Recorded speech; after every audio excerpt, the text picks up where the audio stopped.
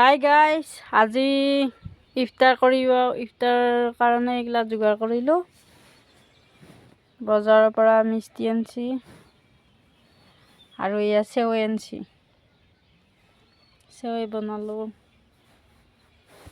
বুট ভাজিলোঁ, কল এটা কল দিলে খাব নোৱাৰি, সেইকাৰণে একখৰা কল।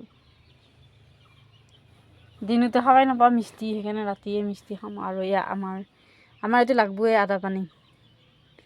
আদা দেও, পানী দেও আৰু অলপমান নিমখ দেও, দি কিনে আগে আমি যিখিনি খাবাই লাগিব।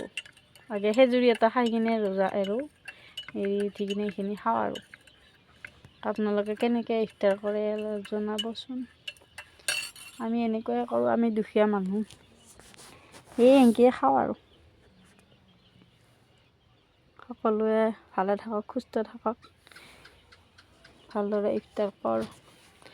মাহটো যেন পুৰা কৰি চবে ৰোজা ৰাখিব পাৰা, আমাৰ কাৰণে দোৱা কৰিবি। বাই।